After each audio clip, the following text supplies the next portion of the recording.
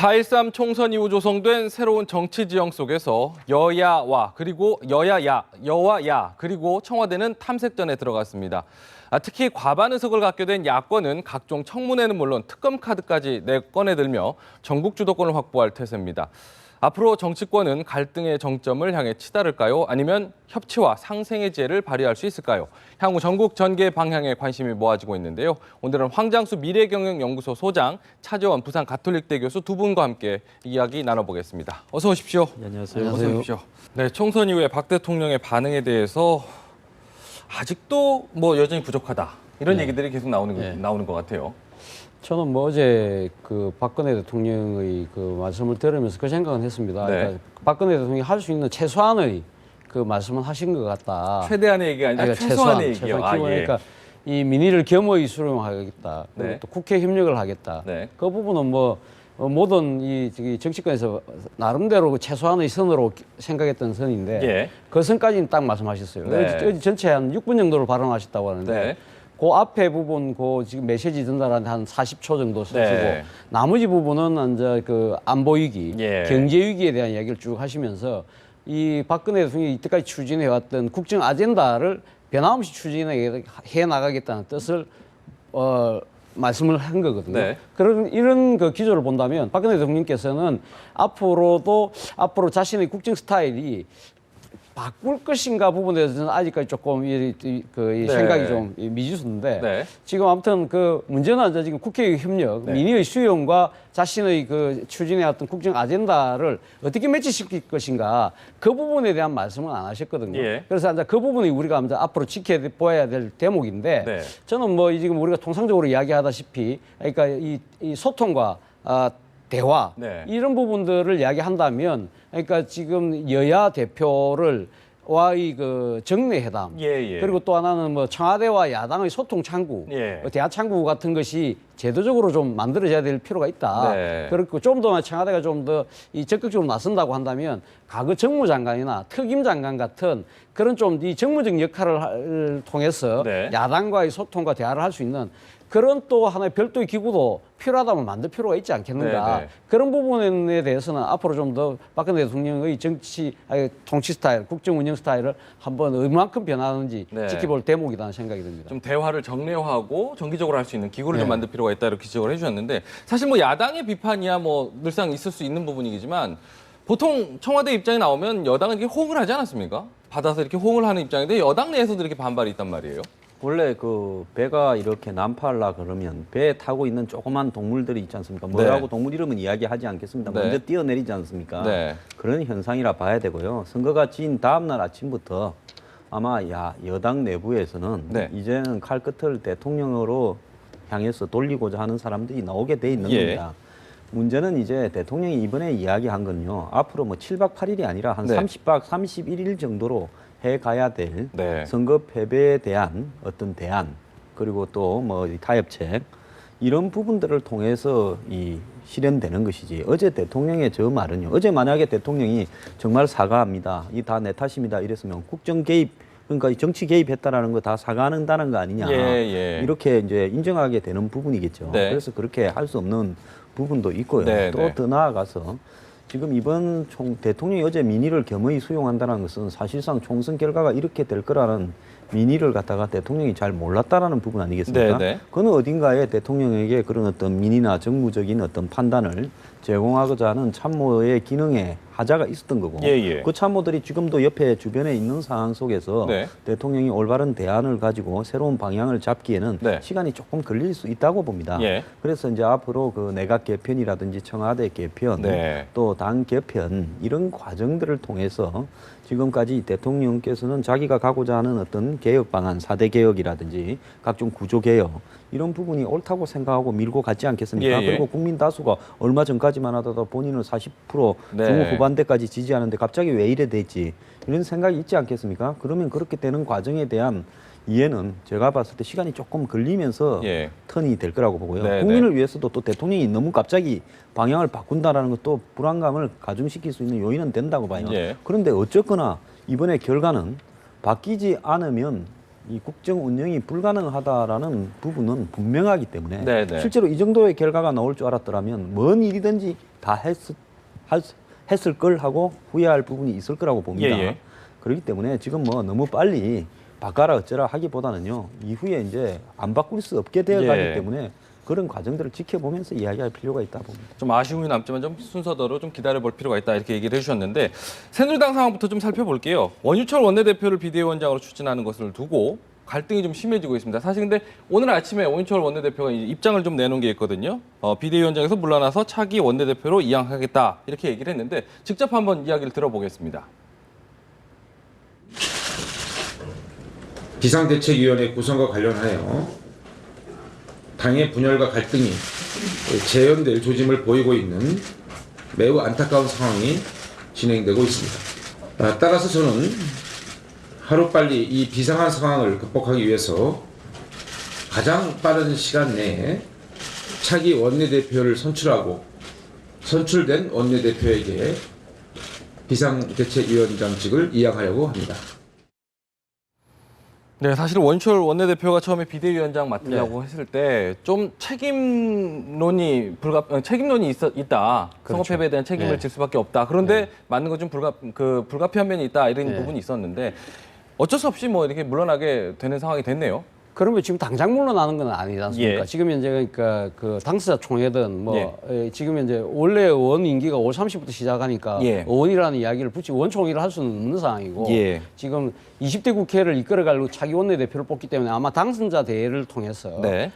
그 원내대표를 차기 원내대표를 선출해야 되는 상황인데 네. 그러면 지금 원래 예정된 그 일정은 5월 초였지 않습니까? 네네. 그러면 빨리 하겠다면 그러면 뭐 아마 지금 뭐 이달 말까지라도 하겠다는 소리인데 네. 아마 뭐 땡긴다면 아마 다음 주 정도도 할 수 있겠죠. 할 수 예. 있는데 그 상황에서 그러면 지금 그 선출되는 새로운 원내대표에게 넘겨주는 것이 사실 그게 정상적인 거죠. 사실 어떻게 보면 예. 원래 본인 지금 그 비대위원장 맡고 이렇게 차기 원내대표가 5월 달에 선출되더라도 전당대 7월 달까지는 자기는 비대위원장으로 가고 차기 원내대표는 원내대표 역할을 하는 예. 그런 식의 그 투톱 시스템이었는데 그러나 지금 이제 그 자기가 그 원유철 비대위원장이 지금 이 비대위원장 지금 맡은 이유가 바로 원내대표였기 때문에 그 맡은 거 아닙니까? 네. 그러면 차라리 새로 선출되는 원내대표가 오신다면 그분에게 넘겨주는 게 이게 정상적인 거죠. 네, 네. 그런데 문제는 이제 지금 이 혁신 모임이나 이런 데서는 차기 원내대표에게 넘기기보다는 지금 이제 당사자 대회를 통해서 가면 비대위원장을 어떻게 뽑을 건가를 예. 서로 논의를 해서 가급적이면 바깥에 계신 다른 좀 이 개혁적이고 이 여당 성향의 원로를 모시고 와서 이 지금 중립적 차원에서 네. 이 전당대회를 끌고 갈 수 있는 그 역할을 맡기자는 건데 예. 그 부분이 앞으로 어떻게 될지 상당히 지금 그 당내에서 이 이견이 많은 것 같아요. 오늘 네네. 당장 지금 원유철 원내대표가 물러나는 부분에 대해서도 예.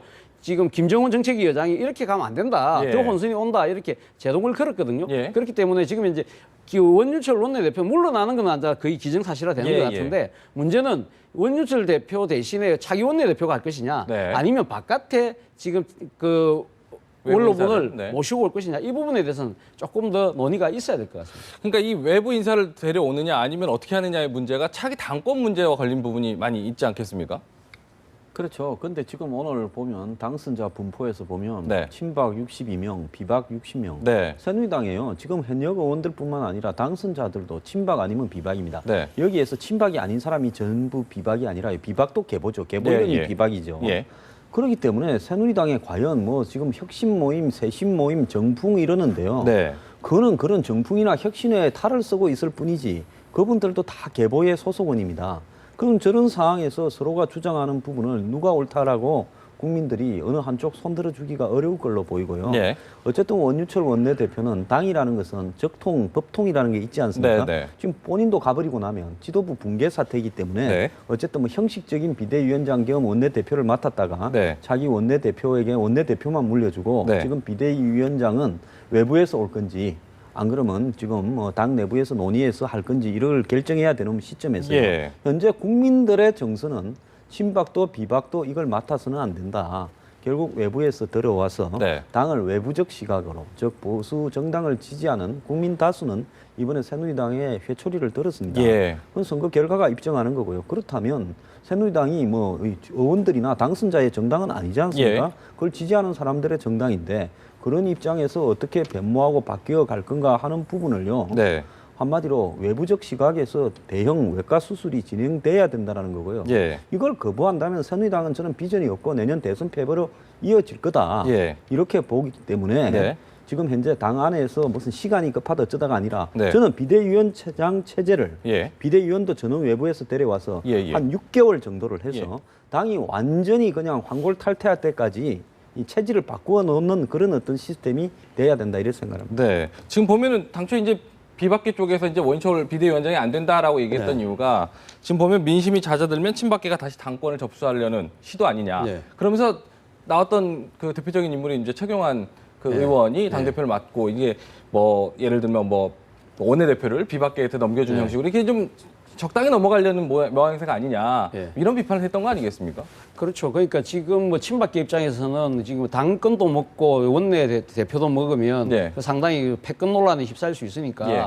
그런 부분들을 의식을 해서 조금 이렇게 권력을 분점하는 듯한 네. 모양새를 취하고 싶었겠죠. 네, 그러나 네. 지금 이제 그 구도 자체가 지금 엉클어지고 있는 거 아닙니까? 지금 당장 이 지금 최경환 의원을 지금 당권 주자로 밀어 올리는 것 자체가 예. 지금 상당히 민심의 저항에 부딪히고 있는 게 사실 아닙니까? 네, 네. 그런 상황에서 그런 시도 자체가 지금 다 엉클어지고 있을 수밖에 없는 예. 그런 상황이거든요. 그렇기 네. 때문에 지금 현재 여러 가지 지금 비대위원장 체제를 둘러싸고 여러 가지 논란이 일어나는 것들도 네. 바로 원래 이 당의 주류 세력이라고는 친박계가 생각했던 전국 시나리오, 네. 이 총선 이후의 당권을 어떻게 만들어 나갈 것인가는 그런 나름대로 구상이 전체 다 이 무너지는 상황이기 때문에 말 네. 그대로 정치적 힘의 공백 상태가 되는 거 아닙니까? 네. 그렇기 때문에 이 힘의 공백 상태에서는 새로운 질서가 태동할 수밖에 없는데 이 새로운 질서를 누가 그러면 만들어낼 것인가? 네. 이 누가 키를 잡을 것인가? 이 부분 때문에 지금 현재 이 복당 문제부터 지금 그 비상태 지금 위원장 인선까지 예. 다 지금 이렇게 이 개파간 서로 목소리가 다른 이유가 네. 바로 거기서 비롯되는 거죠. 네. 그러니까 일단 뭐 원희철 그 원내대표가 좀 물러나는 모양새를 좀 취하면서 큰 불은 좀 수습되는 분위기인데 이런 분위기가 당내 갈등이 이런 분위기가 계속 만들어지면 어쨌든 간에 그 정부 새누리당 박근혜 정부 입장에서도 레임덕이 좀 빨리 오는 것 아니냐 이런 우려가 좀 커지는 거 아니겠습니까? 그렇죠. 당이 조기에 수습되는 모양새가 상당히 어렵게 가는 것 같습니다. 예. 왜 그런가 하면 이때까지 그 대통령의 그 권위, 네. 카리스마에 숨을 죽이고 있던 새누리당의 비박계 의원들이 이제는 네. 대통령을 직접 공격하고 나섰거든요. 네. 자, 이런 어떤 부분 속에서 친박이 이제 향후 이 전국 운영을 어떻게 설계하고 있는가 하는 시나리오는요. 예. 일단 폐기해야 될 걸로 봅니다.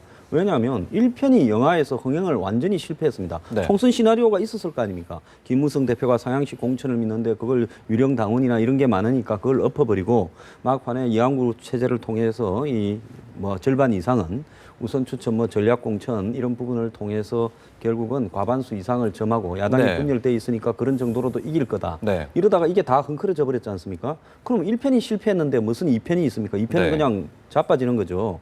그래서 결국은 여기에서 총선 이후의 시나리오는 이제는 의미가 없다. 네. 그러면 여기서 이제 박 대통령은요. 직접 국민과의 대화를 가야지. 지금 당을 통해서 뭔가를 수습하는 부분은 저는 상당히 어렵다고 봅니다. 예, 예. 박 대통령이 총선의 이런 패배를 받아들이면서 그걸 갖다가 야당과 한마디로 선제적인 어떤 네. 이 승부수를 던져서 네. 야당을 끌어내서 청와대에서 대화하는 겁니다. 저는 가장 좋은 게요. 정세균 의원이 이야기한 부분을 잘 검토해 볼 필요가 있다고 봐요. 예. 경제가 굉장히 어렵고 지금 뭐 철강부터 석유화학, 해운 이런 구조 조정을 해야 될 분야가 굉장히 많은데 이건 예. 늦추면 제2의 IMF가 올 수도 있는 위기입니다. 네, 네. 그럼 그런 것들을 언론하기 위해서 여야 대표와 또 지도부, 네. 또 중진 의원들을 청와대에 불러서 이런 경제 개혁에 관한 구조 조정에 관한 부분은 힘을 모으자. 대통령이 이야기하면 야당도 협조할 거라고 봅니다. 네. 그러면서 야당에 힘을 실어줘 가면서요. 새누리당은 제가 봤을 때 저렇게 이제 이 표류를 해가야 친박 비박이 정신을 차리죠. 그러지 네. 않고 여기에서 뭐 친박이 잡으려면 62대 60인데 이 싸움이 쉽사리 끝나겠습니까? 네. 쌍방이 한 두세 명만 꼬드기면 우리가 이길 수 있다고 생각하는 그런 분포 아니겠습니까? 예, 예. 그렇기 때문에 이 답이 안 나오는 거예요. 대통령의 권위는 떨어져 있고요. 네. 자, 이런 속에서 지금처럼 먼 당을 갖다가 뒤로 이렇게 통제하고 어떻게 해서 가고자 하는 부분은 굉장히 오히려 부작용만 더 나을 수 있고 네. 이런 아수라장에 네. 이 진흙탕 바닥에 대통령이 스스로 뛰어드는 걸 수도 있습니다. 네. 대통령 새누리당을 좀 버려야 되고 경우에 따라서는 탈당도 할 수 있다라는 어떤 제스처를 취해야 네. 이 당이요. 스스로 이제 추락할 때까지 추락하다가 예. 자정작용이 일어날 거라고 좀 보고 있습니다. 네, 좀 약간 거리두기를 할 필요가 있다라고 얘기를 해주시는 건데 지금 보면은 사실 뭐 이렇게 그 야당이 이제 정부를 공격할 때 새누리당이 좀 방패막이 좀 돼줘야 될 텐데 그런 역할을 좀 못하고 있는 상황이어서 그런지 모르겠지만 실제로 야당에서 벌써부터 이제 뭐 그 현 정부와 전 정부 8년에 대한 청문회를 열자 이런 얘기까지 벌써 나오고 있더라고요. 저는 좀 야당이 지금 뭐 20대 국회 시작도 안 됐는데 예. 좀 너무 좀 성급하다, 좀 빨리 가는 듯한 그런 느낌을 지울 수가 없습니다. 예. 사실 이번 총선 결과를 통해서 3당 체제가 이제 다시 새로 우리 정계에 이제 대두됐는데 네. 아마 야당 입장에서는 그런 생각을 하겠죠. 1988년도에 13대 총선이 끝나고 나서 1로 상김으로 되는 데는 예. 4당 체제가 구축되면서 그때 야당이 상당히 재미를 봤던 부분이 청문회 네. 전국이거든요. 네. 그때 소위 말하는 50 청산 청문회, 그 강주 청문회 이런 여러 가지 청문회를 통해서 사실 야당의 존재감 그리고 또 야당의 스타들이 많이 부각됐지 않습니까? 예. 그 중에 한 분이 이 노무현 전 대통령이고요. 그런 생각을 우리가 88년도에 4당 체제에서 이 청문회를 통해서 상당히 그 이전 정권의 적폐들을 많이 해소했지 않냐 그런 생각들을 할 수 있을 것 같은데요. 그럼에도 불구하고 지금 야당이 내세우고 있는 여러 가지 지금 세월호 문제, 자원외교 또 뭡니까 지금 복지우태, 테러방지법 여러 가지 모든 걸 지금 다 하자고 하는 이야기인데 네. 물론 그 중에서 그걸 다 할 수는 없겠죠. 몇 개를 추려서 하긴 하겠지만 그러나 지금은 좀 뭡니까 새로운 이 3당 체제 내에서 이 국회를 어떻게 대화 타협 상생의 정치로 이끌어갈 것인가 부분도 좀 더 고민해야 될 때지. 네. 지금은 지금 완전 어느 당이 한 당이 지금 독주를 할 수 있는 상황도 아니지 않습니까? 네, 이 물론 야당이 두 당이 합친다고 하더라도 어느 것 하나 180석이 안 되는 상황에서는 예. 끌고 갈 수가 없습니다. 그렇기 때문에 저는 뭐 내년 대선을 앞둔 지금 이 고지를 네. 정치적 고지를 선점하기 위해서 예. 약간 정치적인 공세적인 측면이 분명히 있는 것 같고요. 네, 네. 그리고 지금 뭐 아마 이 천정배 국민의당 대표가 어제 그런 말씀을 하셨는데 예. 저는 일종의 국민의당의 존재를 가시하기 위한 하나의 좀 이 엄포성 그런 발언이라고 보고 실제적으로 이것에 과연 매진할 것인지 부분에는 아마 안철수 대표도 그렇게 크게 공감하지 못할 것 같아요. 네. 안철수 대표가 왜냐하면 3당 체제에서 새로운 상생의 정치를 보여주겠다고 그렇죠. 이야기를 했기 때문에 네. 아마 새로운 패러다임으로 접근할 필요가 있다. 네. 지금 또 국민들이 원하는 거는 이런 쪽으로 가면 물론 이 적폐를 해소는 해야죠. 네. 해야 되는데 이것이 과연 아까도 제가 말씀드렸지만 새누리당의 그 동의가 없는 상황에서는 허무한 정쟁으로 흘러갈 수밖에 없기 때문에 네. 서로가 뭔가 좀 접점을 찾을 수 있는 지점에서 고치고 한 단계씩 나가고 과연 이런 적폐를 해소하려고 하면 정권을 만들어서 네, 정권을 새로 만들어서 그때 하면 되죠. 네, 네. 그렇기 때문에 지금은 좀 더 이 국민의 목소리 이를 들으면서 민생과 경제 이 부분에 조금 줄여갈 필요가 있지 않나 생각입니다. 그러니까 사실 20대 총선에서 이제 민의 자체가 이렇게 좀 나눠 놓은 것 자체가 대화와 협치를 하라 이렇게 강조한 부분이 있었는데 사실 뭐 앞서 말씀하셨지만 천정배 공동대표가 처음 주장을 하긴 했지만 더불어민주당도 좀 호응하는 분위기를 좀 보여서 이게 야당이 좀 너무 나가는 건 아닌가 이런 생각도 좀 드는데요. 그래서 지금 이제 뭐 맨날 선거 치다가 어쩌다가 한번 이겨놓으니까 지금 네. 흥분 상태에서 조금 이 지혜 있다고 보는데요. 빨리 네. 깨는 게 낫죠. 네. 사자방 국조라고 2014년 12월하고 2015년 초에 네. 이야기했던 거 기억나지 않습니까? 네, 네. 야당이 해서 그중에 두 개인가는 관철시켰지 않습니까? 그런데 그 사자방 국조 부분을 관철시켜서 국민들이요. 그걸 했는지 어떻게 끝났는지 네, 뭐가 네. 나왔는지도 모릅니다. 맞습니다. 아무것도 없이 끝나버렸지 예, 않습니까? 예. 청문회 해본들요. 담배값 청문회까지 하자며요. 그래서 담배값을 누가 올리자고 했냐 그걸 갖다 주범을 잡으려고 예. 청문회 하는 겁니까? 네. 담배값 올린 거 저도 잘했다고는 안 보는데요. 네. 근데 그게 청문회를 통해서 해결된 문제냐? 네. 정권 잡아서 담배값 내리면 됩니다. 네, 네. 그렇기 때문에 이런 문제들을 가지고 이렇게 하는 거면요. 야당이 모처럼 국민이 잘해서가 아니라 그냥 하나 새누리당 미워서 떡을 하나 안겨줬는데 빈집에 소가 들어오니까 그 소를 잘 키워가지고 이 번식을 시킬 생각을 안 하고요. 예, 예. 소를 잡아먹을 생각만 지금 하고 있습니다. 네, 알겠습니다. 야당도 좀 정신 차릴 필요가 있다 이렇게 좀 해주신 부분이고요. 뭐 야당 얘기도 좀 나눠보죠. 더불어민주당 김종인 대표가 지난주 비대위원회에서 어제 주요 당직자를 임명을 했습니다. 역시 친노 운동권을 좀 배제했다 이런 평가를 받고 있는데 네. 안 그래도 지금 뭐 야당조차도 이제 당 대표, 당권 문제 얘기가 나오고 있지 않습니까? 합의 추대를 노리고 친정 체제를 구축했다 뭐 이런 평가가 있는데 이건 어떻게 좀 평가하세요? 뭐 저는 그 시각이 대충 맞다고 생각합니다. 네. 그러니까 지금 뭐 본인 입장에서는 이 당권 부분에서 내가 뭐 당내 지지 기반도 없고 내를 따르는 의원들도 별로 없는데 내가 예. 뭐 이 지금 당 대표 경선에 나간다는 게 말이 되느냐? 아니라고 하지만 그런데 합의 추대해주면 그거는 점점점이거든요. 네. 그렇기 때문에 지금 이제 친정 체제를 구축하는 측면 이 외형적인 면모는 그렇죠. 우리가 총선 민의에서 드러난 우리 당 체질, 더불어민주당의 체질을 바꿔야 된다. 네. 그것이 문제가 뭐냐면 소위 말해서 진노 운동권 막말이라고 한다면 예. 그런 부분에 대해서는 이제 내가 좀 이 상당히 고치겠다. 총선 이후에라도 그 기조를 유지하겠다는 이제 신호로 이제 지금 비대위를 새로 구성을 하면서 예. 그분들 위주로 했는데 예. 그러나 이제 지금 그 김종인 대표의 생각은 아마 이런 거인 것 같아요. 네. 지난번 그 총선 과정에서 문재인 전 대표가 비례대표 파동 때 자신의 집을 찾아오고 나서 기자들하고 만났을 때 예, 예. 이 김종인 체제는 이번 총선으로 끝나는 것이 아니라 내년 대선까지 좀 갔으면 좋겠다는 이야기를 했거든요. 예, 예. 그런 부분들에 대해서 약속을 지킬 필요가 있지 않느냐. 네. 그런 식으로 우회적인 메시지를 보내는 거라고 생각을 해요. 네. 그러니까 지금 이제 자신이 그렇다고 해서 지금 본인을 합의 추대하는 분위기가 사실 쉽게 그 조성되지는 않을 겁니다. 네, 왜냐하면 야당이라는 것 자체가 상당히 민주적인 그 뭡니까 이 경선의 절차가 전통적으로 중시되어 왔기 때문에 그렇죠. 당내의 단합이나 이런 걸 위해서 합의 추대하는 것보다는 네. 그런 상황이기 때문에 결코 이 그러니까 합의 추대는 쉽지 않습니다. 그럼에도 불구하고 왜 이런 이야기를 하느냐? 결국은 지금 문재인 전 대표가 약속했던 그 기자들에게 이야기했던 예. 그 부분을 지켜라. 어떻게 지키느냐? 당내 주류 진영은 친노, 친문 아닙니까? 예. 그분들이 내를 밀어라. 네, 네. 그러면 당내에 가면 경선 들어가기 전에 무게의 균형추가 자기 쪽으로 실릴 거 아닙니까? 예. 그러려면 경선을 하더라도 그 모양새는 경선이지만 네. 결과적으로는 합의 추대의 형식으로 갈 수 있다고 네. 본인은 그런 생각을 하고 있겠죠. 그러니까요. 그러면 문재인 전 대표의 입장이 어떻게 보면은 이 김종인 체제 연장 여부에 좀 중요한 뭐 결정적인 요소가 되겠네요. 결정적이죠. 지금 비주류에서는 김부겸 의원이 그래 하자인 거 아닙니까? 예. 김부겸 의원은 당 대표는 지금 본인이 할 생각이 없다는 네, 걸 생각하게 네. 한 게 아니겠어요? 네. 그 이런 거는 대주주들끼리 뭐 결정하는 거지 뭐 우리가 주총을 해도요. 네. 소액 주주들은 뭐 끼야 주기나 합니까? 네. 근데 여기서 이제 중요한 것은 1월 20일 날 찾아갔을 때는 네. 다급해서 예. 계약 기간은 예. 총선 플러스 알파다. 예. 총선까지 가서 잘 되면 네. 그다음에 대선까지 가는 겁니다. 이렇게 이야기가 됐을 거라고 봅니다. 네, 차 네. 교수님 말씀대로요. 네. 그러면 이제 페이는 뭐냐? 연봉은. 그러면 비대위원장하고 이제 비례대표가 페이였죠. 비례대표도 당할 뻔했죠. 14번 했으면 안 됐을 거 아닙니까? 그러네요. 결과적으로. 13번에서 끊겼으니까요. 네. 그래서 본인이 기어코 2번을 했던 거 아니겠습니까? 네, 네. 그래서 이제 지금 와서 이제 그러면 재계약을 할 건가? 이 부분으로 봤을 때 문재인 대표의 입장은 선수가 실력도 있고 좀 필요는 해요. 네. 근데 이 성질이 좀 있어서 통제가 잘 안 돼서 실력은 있어서 채용하고 싶은데 통제가 잘 안 돼서 말을 안 들으면 어떡하나 이제 이런 문제가 고민일 건데요. 네네. 그러니까 김종인 대표는 버티기에 들어간 거죠.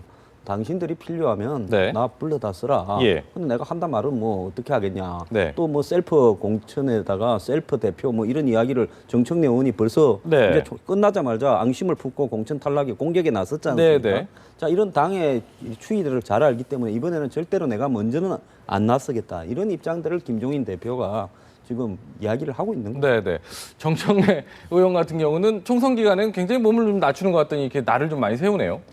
본인 입장에서는 정청래 의원이 사실 어떻게 보면 상당히 팬덤을 거느리고 있지 않습니까? 네, 사실 네. 열성적인 지지자들이 거느리고 있기 때문에 본인 입장에 이렇게 고비 때마다 이렇게 언론이나 이렇게 정치 전면에 나서야 네. 사실 그런 인기를 관리할 수가 있잖아요. 네. 그런 측면이 있는 거고 그렇기 예. 때문에 그리고 또 하나는 아까도 말씀하셨지만 지난 총선에서의 자신의 그 낙천 그것이 아니 정치적인 앙금이 그대로 남아 있는 거거든요. 그 부분에 대해서 자기는 분명히 여기 지금 평가를 하고 가고 싶은 거죠. 예. 계산을 가고 싶은 건데. 네네. 근데 문제는 이 정청래 의원의 그 김종인 대표의 공격이 뭐 누구는 뭐 친노의 뜻이 아니냐는 이야기를 하는데 제가 봤을 때는 뭐 지금 친노가 바보가 아닌 이상 네네. 지금 전면에 나설 이유가 없지 않습니까? 예. 그렇기 때문에 그거는 뭐 지금 친노 일각에 앉아 좀 이번에 총선 과정에서 소외됐던 분들의 생각을 대변하는지 몰라도 전체의 뜻은 제가 아니다고 보고 김종인 그렇다고 이 정청래 의원의 이런 이 그 공격이 이 공격 한 방으로 뭐 김종인 체제가 지금 흔들릴 사안도 아니지 않습니까? 네네. 그렇기 때문에 저는 이 정청래 의원의 개인적인 정치적인 하나의 이 몸짓을 네네. 뭐 그렇게 과대 해석할 필요는 없다. 네. 그렇게 봅니다. 알겠습니다. 이런 가운데요. 지금 문재인 전 대표가 총선 이후 첫 일정으로 고 김대중 전 대통령의 생가인 하이도를 찾았다는데요. 네, 문재인 전 대표의 하이도 방문, 뭐 사적 행보, 비공개 행보라 하는데 뭐 어차피 다음날 다 알려지게 됐네요.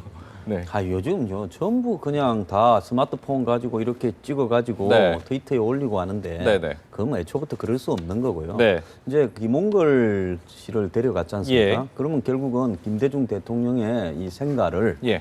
김홍걸 씨는 이제 김대중 대통령을 상징하고 본인은 이 노무현 대통령의 가장 이 적자 아닙니까? 네. 그러니까 김대중과 노무현의 적자가 김대중 대통령의 생가를 가서 네. 그렇게 1박을 하면서 주민들과 만나면서 결국은 이 호남이 자신에 대한 어떤 분노나 불신, 네. 신노 프레임을 거두어 주십시오 이러는 건데요. 네. 근데 사실 김대중, 노무현 이 정권 간에 생긴 네. 문제들, 예, 즉 정권을 재창출하는데 도와줬고 예. 우리가 또 그 핵심 기반이 되었는데 네.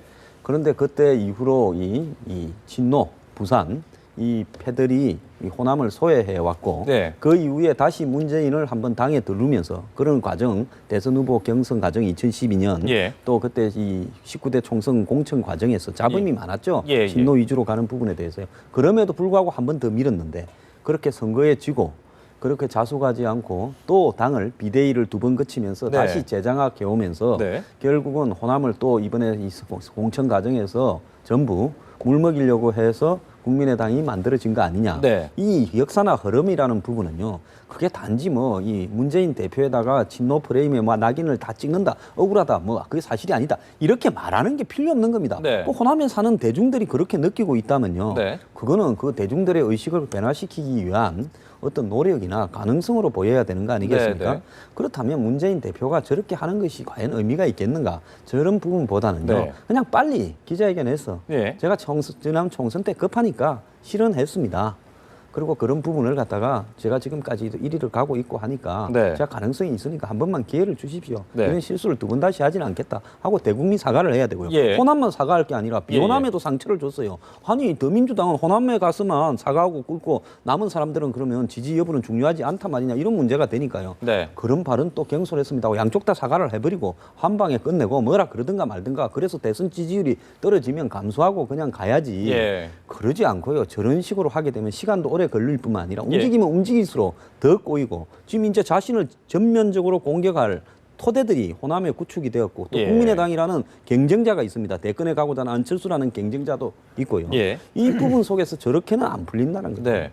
지금 정계 은퇴 논란 잠재우려고 하는 거라고는 하는데 네. 지금 보면서 말씀하신 대로 좀 별로 그닥 그렇게 호의를 보일 것 같지는 않다 이런 지적이 저도 있는데요. 뭐 지금 한강수 소장님의 의견에 한 뭐 절반 정도는 동의를 합니다. 네. 그러니까 지금 그러니까 본인의 그 거치 문제에 대해서 명쾌하게 이야기를 할 필요는 있다. 네. 어떤 식으로든 정리를 할 필요가 있고 뭐 지금 좀 모호한 표현으로 뭐 어정쩡하게 이렇게 가는 것은 말이 안 된다고 보고요. 네, 네. 그러니까 지금 뭐 본인이 지금 사실은 지난 우리가 그 기억하듯이 과거 김대중 전 대통령도 그 92년 대선에 패배하고 나 정계 은퇴 선언을 그랬었죠. 했지 않습니까? 네, 그리고 네. 영국 갔다 오셔가지고 그 새정치 국민회의 만들어서 창단을 해서 그 DJ 비연합을 통해서 정권을 창출하지 않았습니까? 예. 그때 호남 분들이 무슨 생각을 했을까요? 호남 분들이나 국민들이 가면 물론 김대중 전 대통령이 본인의 말을 그 뒤집고 들어오는 부분에서 비판적인 여론이 많았지만 예. 그럼에도 불구하고 대통령으로 뽑은 이유는 뭡니까? 아 저분이 이 대통령이 돼야 대한민국이 이제 외환위기 상황에서 뭔가 나라가 제대로 굴러갈 수 있겠다는 예. 그런 나름대로 그 대책을 그분이 보여줬기 때문에 네. 선택을 한 거 아닙니까? 네, 네. 마찬가지거든요. 문재인 전 대표 입장에서도 그럼 지금 호남에서 지지를 안 해줬는데 그럼 자신이 대권 행보를 어떻게 할 것이냐? 네. 그분들에게 내가 났어야만 이 정권 교체가 가능하고 새로운 이 국가 비전을 통해서 국가를 제가 대한민국을 발전시키겠습니다. 그런 확신을 심어주면 되는 거거든요. 네. 그렇기 때문에 자신의 그 뱉어놓은 말에 대해서 지금 뭐 뒤집는 것에 대해서 상당히 쑥스러운 측면도 있지만 예. 그럼에도 불구하고 저는 분명하게 자신의 입장을 정리할 필요는 있다. 네네. 그렇지만 또 한편으로는 이런 저는 그 뭡니까 물론 혼자 사적인 여행이라고 하지만 물론 네. 다 알려질 건 다 알고 하지만 예. 그러나 이 혼자서 이 그 강주 뭐 또 호남뿐만 아니라 국민 속으로 들어다니면서 네네. 이런 여러 가지 그 정치적 행보를 하는 거는 저는 그렇게 나쁘게 볼 필요는 없다. 네네. 그리고 특히 뭐 자기 지금 자신에 대한 지지를 그러니까 상당히 낮다고 차가운 반응을 보였던 호남에 가서 껴안는 부분은 네. 저는 뭐 될 수 있으면 자주 가서 네네. 뭐 농두렁에 앉아서 농민들하고 같이 막걸리도 한 잔 마시면서 네네. 이런저런 이야기도 하고 네. 또 지금 학생들하고 또 대학가 찾아가서 이야기도 하고 그런 식으로 자신이 미처 뭐 새겨 듣지 못했던 그런 호남의 따끔한 질책들은 네네. 겸허하게 네. 듣는 부분은 저는 그렇게 나무랄 필요는 없다고. 배지도 어차피 내려놓은 마당에 이제 좀 시간을 두고 좀 많이 돌아다니면서 당위성과 비전을 좀 보여주면 좋겠다 이런 지적이셨는데 국민의당 상황도 좀 마저 살펴보겠습니다. 지금 국민의당 역시 이제 당권 문제입니다. 역시나 이제 총선이 끝나고 나니까 당권 문제인데 차기 당권을 놓고 안철수 대표가 얼굴을 계속해야 된다 또는 내려놔야 된다 이런 얘기는 엇갈리고 있지 않습니까? 지금 어떻게 좀 해야 될까요? 결국은요, 이 떡을 갖다가 양손에 쥐고 갈 수는 없는 거죠. 떡 네네. 중에서 하나를 선택해야 되는데 네. 안철수 대표는 뭐 선거 직후에 네. 결선 투표 제도를 갖다가 이야기한 것처럼 대통령 네. 그런 것처럼 대선을 가겠다라는 의지는 확고한 거 아니겠습니까? 예.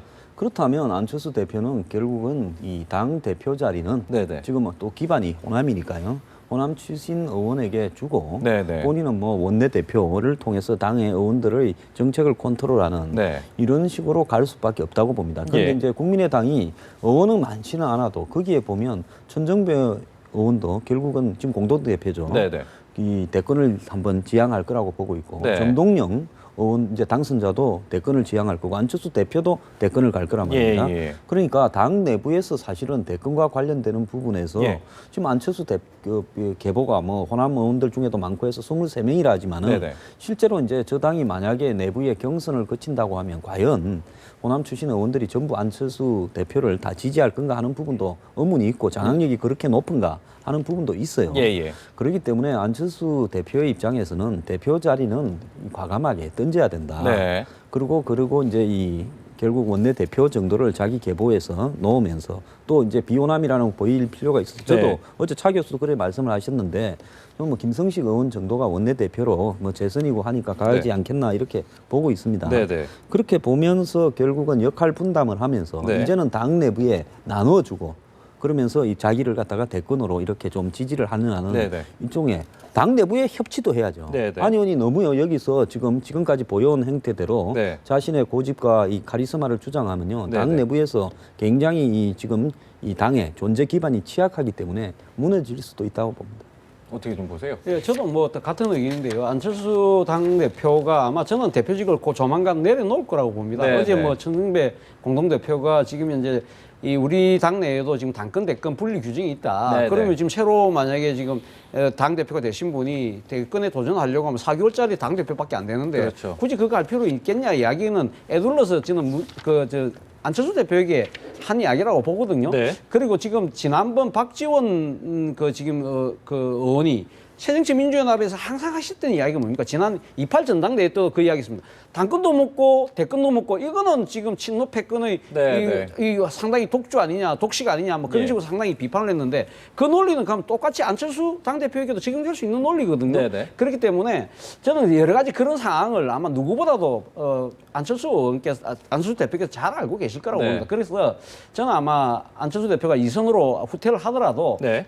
지금 당 대표는 아마 이 호남 지역의 지역구 의원이 많으니까 네. 호남 쪽에 넘기더라도 아마 지금 국민의당이 3당 체제에서 역량을 보여줘야 될 부분은 정책적인 역량이거든요. 네. 그런 부분에 있어서는 아마 자신의 계보에 속하는 아마 김성식 이 당선자 정도를 아마 내세워서 그런 식으로 현재 그러니까 투톱을 네. 이렇게 해서 서로 견제와 균형을 하는 그런 식으로 당을 끌고 가는 모양새를 취하지 않을까 그렇게 봅니다. 네, 알겠습니다. 거의 뭐 시간이 거의 마무리돼 가는데 마지막 한 가지만 좀 여쭤보면 20대 국회에서 어쨌든 원내 일당이 바뀌면서 당장 관심 모았던 게 국회의장 누가 맡을까 이런 얘기 있지 않았습니까? 근데 이제 뭐 이것 때문에 새누리당에서도 막 복당 막 추진하기도 하고 했었는데 지금 보면 국민의당에서 더민주의 국회의장 쪽을 맡기는 쪽으로 의견을 모았다라고 얘기하던데요.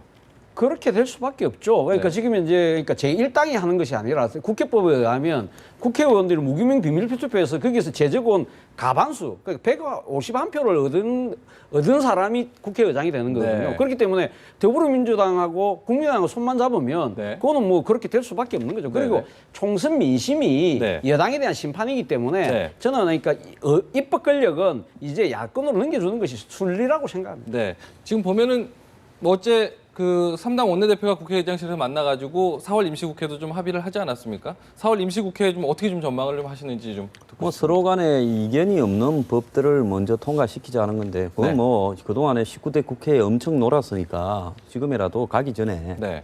그 통과시키고 가는 것이 그래도 월급값을 하는 어떤 국민에 대한 보답이라고 생각하고요. 네. 빨리 통과시키고 이견이 네. 조금 적은 부분도 합의를 해서 서로 양보해서 통과시켜야 될 거라고 보고요. 네. 새누리당이 정의화 의장이 있을 때 뭔 도움이 됐습니까? 아무 도움이 안 됐지 않습니까? 네, 야당보다 못하다 했지 않습니까? 그래서 네. 새누리당이요. 국회의장에 집착할 필요가 없고 야당 당신들 하시오 던져주고 네. 대신 의장이 제대로 하는지 안 하는지 오히려 예. 의장한테 이 책임을 전가하는 것이 저는 더 낫다고 봅니다. 네, 그걸 네. 갖다가 뭐 원구성 전에 일당을 만들어서 일당을 만드는 데는 뭐합니까? 투표하면 이길 방법이 있습니까? 네. 지금 국민의당은 38석을 가지고 국회의장, 부의장 자리 그 당에 보면 또 선수 많은 사람은 또 많아요. 네, 네. 탈당파들이 좀 있어서 예. 그래서 그분들한테 하나 이렇게 주는 부분으로 생각을 하고 있을 건데 네. 집착할 필요가 없다고 봅니다. 네.